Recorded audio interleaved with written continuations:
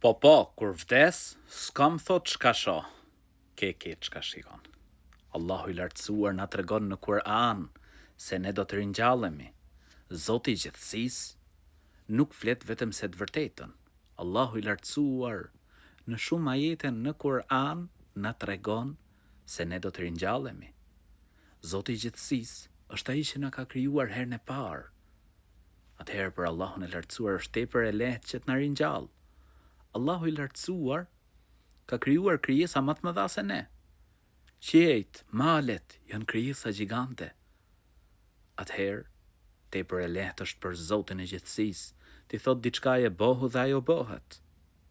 Allahu i lartësuar na sjell në Kur'an shembullin e rreshjeve të shiut, të cilat bien mbi një tokë të vdekur, e prej saj dalin bim të gjalla.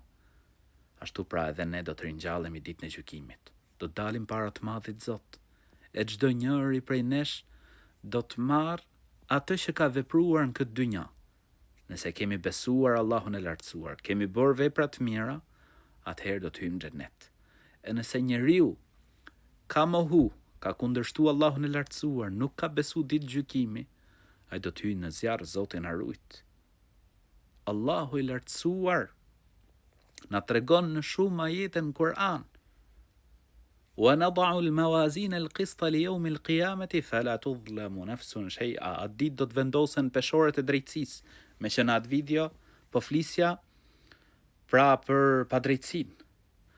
"Wa nada'u al-mawazin al-qista li yawm al-qiyamati fala tudhlamu nafsun shay'a." Do t'i vendosim, thot Zoti i gjithësisë, peshoret e drejtësisë ditën e gjykimit, e askujt nuk do t'i bëhet padrejtësi. Kështu që dita e gjykimit do të ndodhë.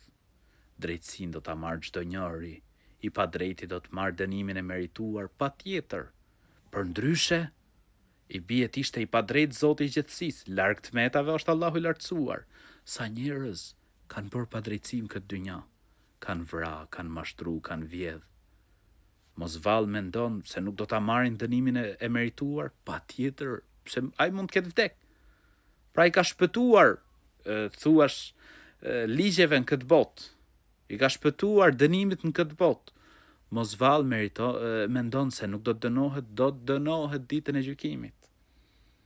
Do të marrë dënimin e merituar ditën e gjykimit. Prandaj ai që është bërë pa drejtësi do ta marrë një ditë drejtësinë.